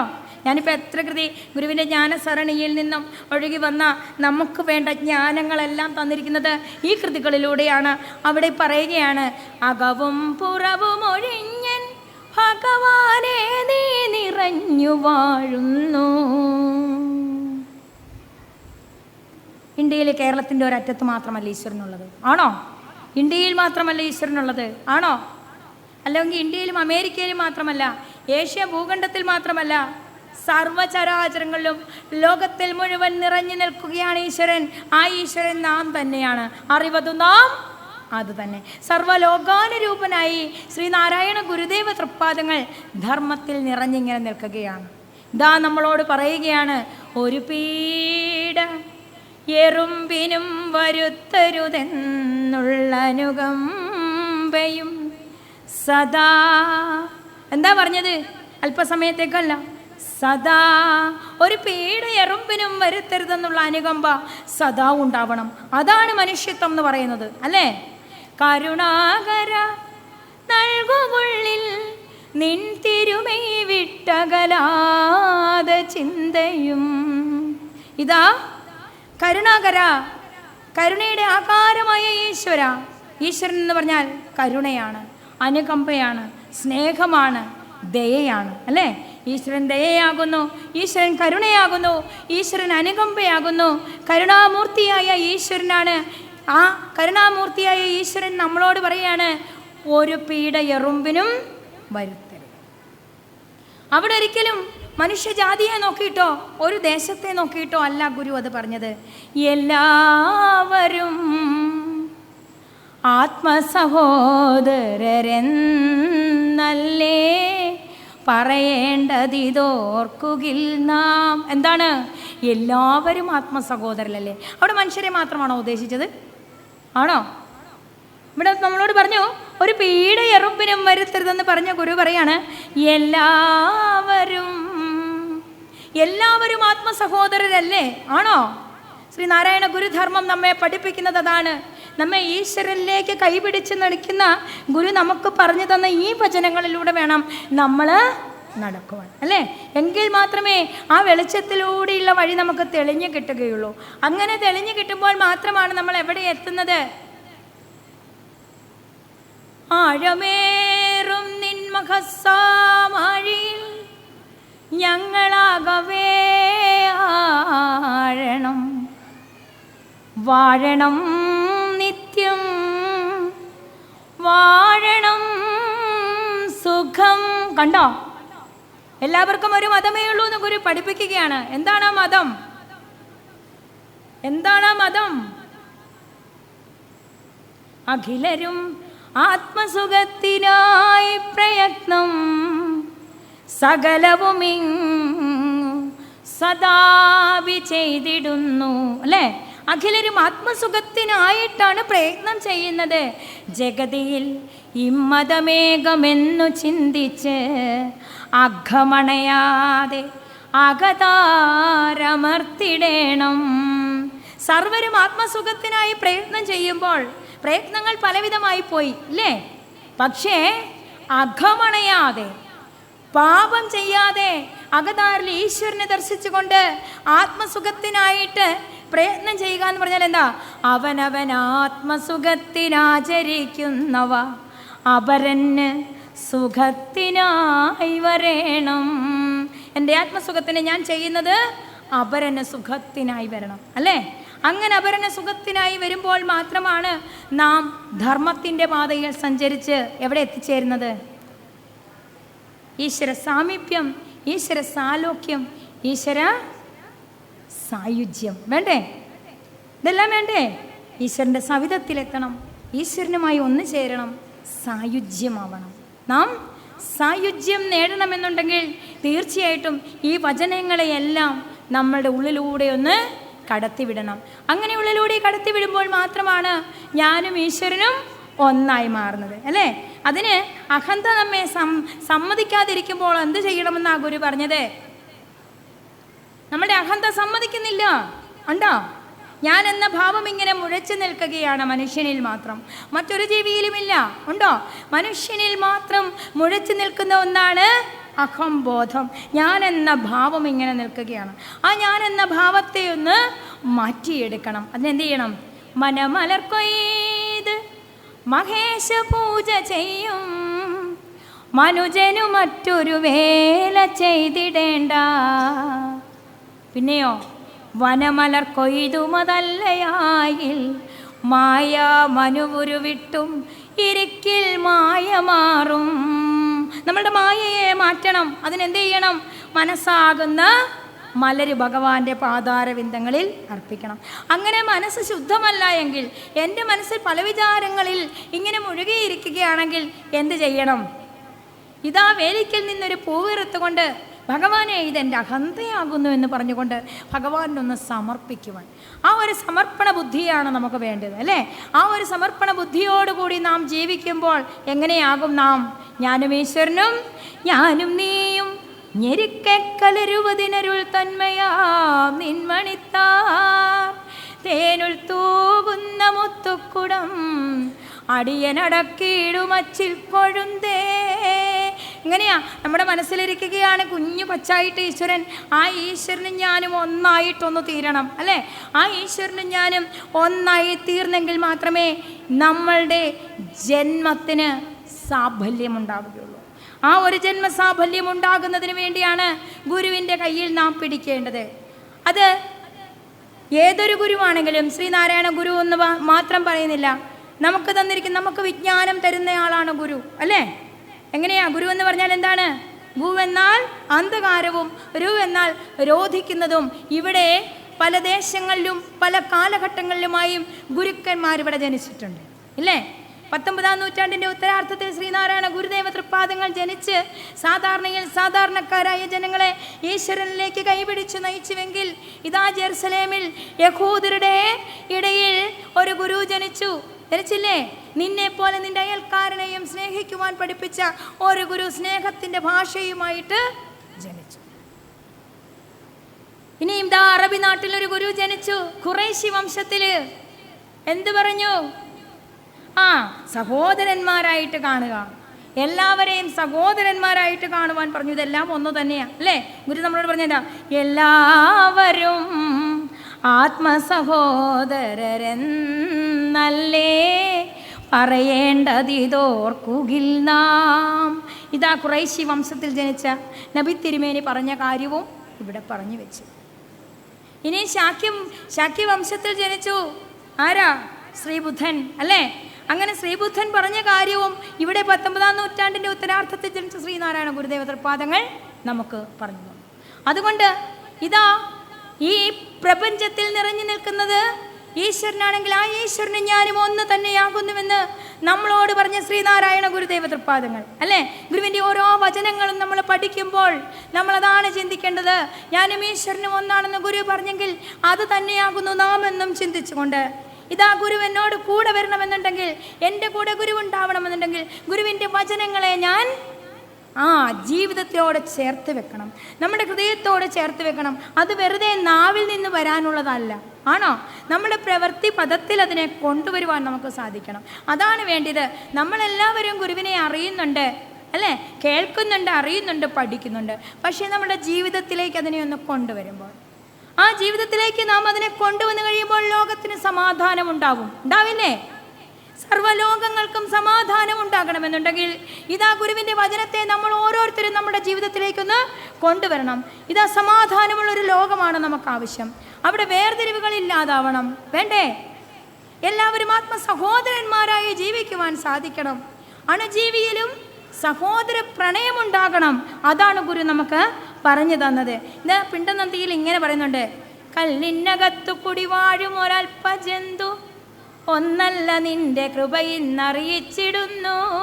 അതിൻ്റെ വ്യാഖ്യാനം നമ്മൾ പഠിക്കുമ്പോൾ ആ കല്ലിനകത്ത് കുടിവാണിരിക്കുന്ന ആ ചെറിയ ജന്തു തൊട്ട് അല്ലിക്കുടലത്തിൽ അമരുന്ന അമരേന്ദ്രൻ വരെയുള്ളവരും ഭഗവാന്റെ കൃപ നുണഞ്ഞ് ജീവിക്കുമ്പോൾ ഭഗവാന് നമ്മോട് കൃപയുള്ളത് കൊണ്ടാണ് ആ കല്ലിനിടയിൽ വസിക്കുന്ന ചെറിയ ജീവികളെ പോലും ഇവിടെ സൃഷ്ടിച്ചതെന്ന് കൂടി നമ്മളൊന്ന് ഓർക്കണ്ടേ?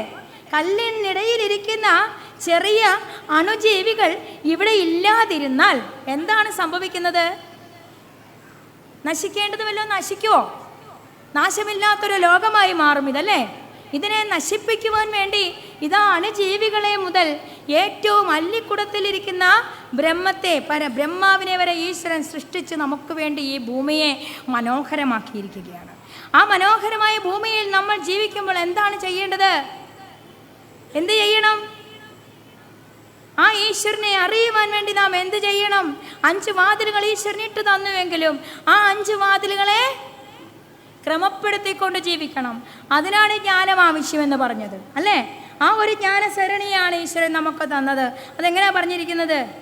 ഒളി മുതലാം പഴമഞ്ചുമുണ്ട് നാറും നളികയിലേറി നയേന മാറിയാടും കിളികളെ 5 മരിഞ്ഞു കീഴ്മറിക്കും വെളിവുരുവേന്തി അകം വിളങ്ങിടേണം. അകം വിളങ്ങണം. നമ്മളുടെ വെറുതെ അകം വിളങ്ങുമോ?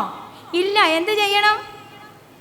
ഒളി മുതലാം. ഒളി എന്ന് പറഞ്ഞാൽ ശബ്ദം എന്ന് പറയും അല്ലേ. ഒളി ശബ്ദം എന്ന് പറഞ്ഞാൽ ആ ശബ്ദം മുതലായ 5 കിളികളെ അല്ലേ.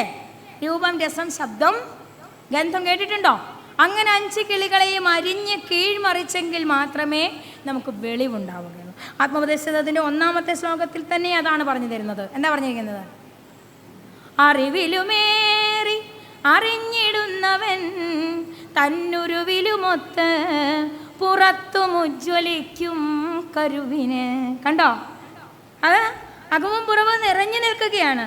പക്ഷേ ആ കരുവിനെ നാം കാണണമെന്നുണ്ടെങ്കിൽ നാം ഈശ്വരനല്ല. ആണോ? നമുക്ക് ഈശിത്വമില്ല, വശിത്വമില്ല, ജ്ഞാനമില്ല. പക്ഷെങ്കിൽ ഗുരു പകർന്നു തന്ന ആ ജ്ഞാനത്തിലൂടെ നാം ആ ഈശ്വരനെ ദർശിക്കണമെന്നുണ്ടെങ്കിൽ എന്ത് ചെയ്യണം? എന്ത് ചെയ്യണം? കണ്ണുകൾ 5 ഉള്ളടക്കി 5 കണ്ണുകളെയും ഉള്ളിലേക്ക് അടക്കിയിട്ട് തെരുതെര വീണ് അണങ്ങിയോതിടേണം. അങ്ങനെ നമുക്ക് ജ്ഞാനം ലഭിക്കുവാൻ ഇതാ ജ്ഞാനാംബയെ ഗുരു തന്നു അല്ലേ. ജ്ഞാന സരസിനെ ഗുരു തന്നു. ശിവഗിരിയുടെ താഴ്വരയിൽ തന്നില്ലേ? ആ ജ്ഞാന സരസ് ഒന്ന് നോക്കിക്കേ. ആ മനോഹരമായ കൈകൾ ചതുർഭുജത്തോടു കൂടി ദേവി അവിടെ ഇരിക്കുമ്പോൾ ആ മനോഹരമായ കൈകൾ, ഇടത് കൈയിലെ ആദ്യത്തെ കൈയിൽ എന്താണ് ഇരിക്കുന്നത്? ജ്ഞാനമാണ് ഇരിക്കുന്നത് അല്ലേ. ഗ്രന്ഥമാണ് ഇരിക്കുന്നത് ആ ഇടത്തെ കയ്യിൽ. ആ ഗ്രന്ഥം എന്തിനുള്ളതാ? ധർമ്മമാണ്. ധർമ്മമാണ്. ധർമ്മം അറിയണം മനുഷ്യൻ. ധർമ്മത്തിലൂടെ ജീവിക്കണം. എന്നിട്ടോ 2-ാമത്തെ കയ്യിലിരിക്കുന്നത് എന്താണ്? സ്വർണ്ണ കലശമാണ്. ധർമ്മത്തിലൂടെ ജീവിച്ചിട്ട് ധനം നേടണം. വേണ്ടേ? ജീവിക്കണമെങ്കിൽ പണം വേണം. ഗുരു പറഞ്ഞില്ലേ, ധനം ആവശ്യത്തിന് വേണം ജീവിക്കണമെങ്കിൽ. പണമില്ലാതെ ജീവിക്കാനും പറ്റില്ലല്ലോ. ഒരു ധനവും വേണ്ട, ഗുരു മതി എന്ന് പറഞ്ഞ് ജീവിക്കാൻ പറ്റുമോ നമുക്ക്? ഇല്ല. അതുകൊണ്ടാണ് നമ്മളെല്ലാവരും വേലയ്ക്ക് പോകണതല്ലേ. തീരെ സുഖമില്ലാത്ത ഞാനും വേലയ്ക്ക് പോവാം. കാരണം മക്കളെ വളർത്തണം അല്ലേ. കുടുംബിനിയാണ്. മക്കളെ വളർത്തണം, മക്കൾക്ക് വിദ്യാഭ്യാസം കൊടുക്കണം, വസ്ത്രം വാങ്ങിക്കണം, ഇനി ആടയാഭരണങ്ങളൊക്കെയും വേണം. ഇതിനൊക്കെയും ധനം ആവശ്യമാണ്. അതിന് നാം വേലയെടുത്തേ മതിയാവൂ. വേലയെടുക്കുമ്പോൾ അതെങ്ങനെയായിരിക്കണം? ധാർമ്മികമായ വേല ചെയ്യണം. അതുകൊണ്ടാണ് ഗുരു പറഞ്ഞത്, ഒരുവനു നല്ലതും അന്യനല്ലലും ചേർപ്പൊരു തൊഴിലാത്മ വിരോധിയോർത്തിടേണം. പരനു പരം പരിതാപമേകിടുന്നോർ എരി നരകാബ്ദിയിൽ വീണെരിഞ്ഞിടുന്നു. കണ്ടോ? ഇവിടെ പരന് പരം പരിതാപമേകുന്ന യാതൊരു വേലയും ചെയ്യുവാൻ പാടില്ല. നമ്മളൊരു ജോലി ചെയ്യുമ്പോൾ അതും മറ്റുള്ളവർക്ക് ഗുണമുള്ളതായി മാറത്തക്ക രീതിയിലുള്ള വേല ചെയ്തുകൊണ്ട് കുടുംബം പുലർത്തുവാൻ ഇതാ ഗൃഹസ്ഥനോട് ഗുരു ആവശ്യപ്പെടുകയാണ്. അതുകൊണ്ടാണ് 1928 തീർത്ഥാടന സന്ദേശമായി ഗുരു തൃപ്പാദങ്ങൾ പറഞ്ഞത് 8 സന്ദേശങ്ങൾ അല്ലേ. 8 കാര്യങ്ങൾ നമുക്ക് തീർത്ഥാടന സന്ദേശത്തിൽ പറയുമ്പോൾ അവിടെ ഏറ്റവും പ്രധാനമായിട്ട് എന്താണ്? ഈശ്വരഭക്തിയും ശുചിത്വവും കൃഷിയും കച്ചവടവും അല്ലേ, കൈത്തൊഴിലും. അവസാനം പറഞ്ഞത് എന്താണ്? ശാസ്ത്ര സാങ്കേതിക വിദ്യ. കോത്താരി കമ്മീഷൻ ഇവിടെ വരുന്നതിന് മുമ്പ് ഇവിടെ ഇങ്ങനൊരു കാര്യം ആര് പറഞ്ഞു എന്ന് ചോദിച്ചാൽ 1968 കോത്താരി കമ്മീഷൻ ശാസ്ത്ര സാങ്കേതിക IT മേഖലയെ പറ്റി പറയുന്നത്. ഇതാ ഭാരതത്തിൻ്റെ തെക്കേറ്റത്ത് കേരളത്തിൽ ഇരുന്നു കൊണ്ട് ശ്രീനാരായണ ഗുരുദേവ തൃപ്പാദങ്ങൾ, സാക്ഷാൽ ഈശ്വര സ്വരൂപനായി ഇവിടെ ജനിച്ച ശ്രീനാരായണ ഗുരുദേവ തൃപ്പാദങ്ങൾ 1928 ആ ജ്ഞാനസരണിയിൽ നിന്നും നമുക്ക് പറഞ്ഞു തരികയാണ് ശാസ്ത്ര സാങ്കേതിക വിദ്യ. ഇന്ന് ഏറ്റവും പ്രധാനമായി നാം കൊണ്ടാടുന്നതാണ് അല്ലേ? വിദ്യാഭ്യാസ രംഗത്തെ വിപ്ലവമായി മാറിയിരിക്കുന്ന ശാസ്ത്ര സാങ്കേതിക വിദ്യയെപ്പറ്റി ആദ്യം പറഞ്ഞ മഹാമുനി ആര് തന്നെയാകുന്നു? ശ്രീനാരായണ ഗുരുദേവ തൃപ്പാദങ്ങൾ. അത് ഈഴവൻ മാത്രം പഠിക്കണമെന്നാണോ? അല്ല. എല്ലാവരും ഇന്ത്യക്കാരൻ മാത്രം പഠിക്കണമെന്നാണോ? അല്ല. ലോകമെമ്പാടുമുള്ളവർ പഠിക്കണം. വേണ്ടേ? ഇംഗ്ലീഷ് എമ്പാടുമുള്ളവർ പഠിക്കണം. സംസ്കൃതം നമ്മുടെ ഭാഷയാണ്, അത് നാം പഠിക്കണം. വേണ്ടേ? സംസ്കൃത ഭാഷയുടെ പ്രാധാന്യവും അതോടൊപ്പം തന്നെ ഇംഗ്ലീഷ് ഭാഷയുടെ പ്രാധാന്യവും നമുക്ക് പറഞ്ഞു തന്ന മഹാമുനി ശ്രീനാരായണ ഗുരുദേവ തൃപ്പാദങ്ങളാകുന്നു. യാതൊരു ഭേദവും കൂടാതെ മനുഷ്യരെ ഭേദമറ്റ നിലയിൽ കാണുവാൻ നമ്മെ പഠിപ്പിച്ച ശ്രീനാരായണ ഗുരുദേവ തൃപ്പാദങ്ങളാണ് ആദ്യമായിട്ട് മിശ്ര വിവാഹം നടത്തിയത്. ആണോ? അറിയാമോ മിശ്ര വിവാഹം നടത്തിയത് ആരാണെന്ന്? അതും ക്ഷേത്രത്തിൽ ആദ്യമായിട്ടൊരു വിവാഹം. ശാരദാ മഠത്തിൽ വെച്ച് ആദ്യമായി വിവാഹം നടത്തി ശ്രീനാരായണ ഗുരുദേവ തൃപ്പാദങ്ങൾ. മാർഗരറ്റ് എന്ന് പറയുന്ന വിദേശ വനിതയെ ഇതാ കേരളത്തിലെ കരുണാകരൻ എന്ന് പറയുന്ന വ്യക്തിക്ക് വിവാഹം കഴിച്ചു കൊടുത്തത് ആരാകുന്നു? ശ്രീനാരായണ ഗുരുദേവ തൃപ്പാദങ്ങൾ. സംസ്കാരം അത് നമ്മുടെ രാജ്യം വിട്ട് മറ്റ് രാജ്യങ്ങളിലേക്ക് പോവുക, മറ്റ് രാജ്യത്തിൽ നിന്നുള്ള സംസ്കാരങ്ങൾ നമ്മുടെ രാജ്യത്തിലേക്ക് കൊണ്ടുവരുവാനും നമ്മെ പഠിപ്പിച്ചത് ആരാകുന്നു? ശ്രീനാരായണ ഗുരുദേവ തൃപ്പാദങ്ങളാകുന്നു. അവിടെ ഒരിക്കലും ഒന്നിനെയും ഭേദപ്പെട്ട് ഗുരു കണ്ടില്ല. കണ്ടോ? ഏണസ്റ്റ് ഗർക്ക് എന്ന് പറയുന്ന വിദേശി ഇതാ രമണ മഹർഷിയുടെ അടുത്ത് വന്നു. ഞാൻ പറഞ്ഞു വാദിനാം വാദിനെ വാചം യമാനാം മൗനഭാജിനെ. തിരുവണ്ണാമലയിലിരിക്കുന്ന രാജർഷിയായ രമണ മഹർഷിയുടെ അടുത്ത് ശ്രീനാരായണ ഗുരുദേവ തൃപ്പാദങ്ങൾ കാഞ്ചീപുരം സന്ദർശിക്കുവാൻ ചെല്ലുന്ന അവസരത്തിലാണ് രമണ മഹർഷിയുടെ അടുത്ത് ചെല്ലണമെന്ന് രമണ മഹർഷി പറഞ്ഞത്. രമണ മഹർഷി ആരെയും ചെന്ന് കാണാറില്ല. ആകെ ശ്രീനാരായണ ഗുരുദേവ തൃപ്പാദങ്ങൾ ആകെ ചെന്ന് കണ്ട ഒരു വ്യക്തിയാണ് ആര്? രമണ മഹർഷി. ഈ രമണ മഹർഷിയുടെ അടുത്ത് ചെന്ന് രണ്ടാളും ഒന്നും മിണ്ടാതിരുന്നിട്ട് പോന്നു എന്നാണ് പറയുന്നത്. രണ്ടാളും ഒന്നും മിണ്ടിയില്ല. പക്ഷേ മിണ്ടേണ്ട കാര്യം ഗുരുതൃപ്പാദങ്ങൾ മഹർഷിയുടെ ഡയറിയിൽ എഴുതി വെച്ചു. ആ മിണ്ടേണ്ട കാര്യം നമ്മളിവിടെ പഠിക്കുന്നുണ്ടേത് കോ നാമദേശാദിഹി പ്രവർത്തിക്കാക്കിയദ്വയ ഇത്യാദിവാദോ ഉപരതിഹി യസ്യ തസ്യൈവ നിർവൃതിഹി. നിർവൃത മാനസൻ എങ്ങനെയായിരിക്കണം? ശ്രീനാരായണ ഗുരുദേവ തൃപ്പാദങ്ങൾ പറയുകയാണ്, അവൻ്റെ പേരെന്താണ്? ഒരുവനെ കാണുമ്പോൾ അവൻ്റെ പേരെന്താണെന്ന് ചോദിക്കേണ്ട കാര്യമില്ല, അവൻ്റെ ദേശം ഏതാണെന്ന് ചോദിക്കേണ്ട കാര്യമില്ല. ഉണ്ടോ? ഇല്ല. അവൻ്റെ ജാതി ഏതാണെന്ന് ചോദിക്കേണ്ട കാര്യമില്ല. കാണുമ്പോഴേ അറിയാം അവൻ്റെ ജാതി ഏതാണ്. മനുഷ്യജാതി. മൃഗത്തെ കണ്ടാൽ എന്തറിയാം? പശുവിനെ കണ്ടാൽ പശുവിൻ്റെ ജാതിയാണെന്നറിയാം അല്ലേ? പട്ടിയെ കണ്ടാൽ പട്ടിയുടെ ജാതിയാണെന്നറിയാം അല്ലേ? അങ്ങനെ ഇനവും തരവും തിരിച്ച് ഈശ്വരൻ മനുഷ്യനെയും മൃഗങ്ങളെയും സൃഷ്ടിച്ചു വെക്കുമ്പോൾ ഇവിടെ ജാതിയുടെ തിരിവുണ്ടാക്കിയത് അജ്ഞാനികളായ മനുഷ്യൻ മാത്രം, മനനം ചെയ്യുവാൻ കഴിവുള്ള മനുഷ്യൻ മാത്രമാണ് അല്ലേ? ഇതാ സർവമത സമ്മേളനത്തിൻ്റെ പന്തലിൽ ഇരുന്നു കൊണ്ട് ഉച്ച കഴിഞ്ഞ സമയത്ത് ഗുരുതൃപ്പാദങ്ങൾ പറയുന്നുണ്ട്, ഈ മനുഷ്യനില്ലായിരുന്നെങ്കിൽ മറ്റു ജീവികളെങ്കിലും സമാധാനത്തോടെ ജീവിച്ചു. ഇപ്പോൾ ഇവിടെ സമാധാനം കെടുത്തുന്നത് മറ്റു ജീവികളാണോ? അല്ല, ജ്ഞാനമില്ലാത്ത മനുഷ്യരാണല്ലേ. ഗുരുവിൻ്റെ കൈപിടിച്ചാണ് നാം നടക്കുന്നതെന്ന് പറയുമ്പോൾ ഇതാ ജ്ഞാനമില്ലാത്ത മനുഷ്യൻ ഇവിടെ വേർതിരിവുകളുടെ വേലികൾ സൃഷ്ടിച്ചുകൊണ്ട് ഈ ഭൂമിയെ യുദ്ധക്കളമാക്കി മാറ്റുമ്പോൾ ഇതാ ശ്രീനാരായണ സൂര്യൻ ഇവിടെ ഉദിച്ചു നിന്നുകൊണ്ട് ഈ വേലികളെയെല്ലാം ഒന്ന് കത്തിച്ച് കളഞ്ഞിട്ട് ഞാനും നീയും ഒന്നായി തീരുന്ന ആ അവസ്ഥ ഈ ലോകത്തിനുണ്ടാകണമെന്ന് പറഞ്ഞു തന്നുകൊണ്ട് ഏണസ്റ്റ് ഗർക്ക് എന്ന് പറയുന്ന ആ വിദേശി ഇതാ രാജർഷിയായ രമണ മഹർഷിയുടെ അടുത്ത് ചെന്നപ്പോൾ സന്യസിക്കുവാൻ ഏറ്റവും നല്ലത് എവിടെയാണ്? ശിവഗിരിയിലിരിക്കുന്ന ശ്രീനാരായണ ഗുരുവിൻ്റെ അടുത്താണ്. അങ്ങനെ പറഞ്ഞുകൊണ്ട് ശ്രീനാരായണ ഗുരുദേവ തൃപ്പാദങ്ങളുടെ അടുത്ത് വന്ന് സന്യാസം സ്വീകരിച്ചപ്പോൾ കാഷായ വസ്ത്രം കൊടുത്തില്ല. കാഷായ വസ്ത്രം കൊടുത്തില്ല സന്യാസിക്ക്. എന്താണ്? സന്യാസ ദീക്ഷ കൊടുത്തപ്പോൾ അദ്ദേഹത്തിൻ്റെ രാജ്യത്ത് ഉപയോഗിക്കുന്ന ഷൂസും ഇതാ കോട്ടും പാൻറ്റും ടൈയുമാണ് സന്യാസ ദീക്ഷയായിട്ട് കൊടുത്തത്. ഏതെങ്കിലും മുനിക്ക് പറ്റുമോ? പറ്റില്ലല്ലേ.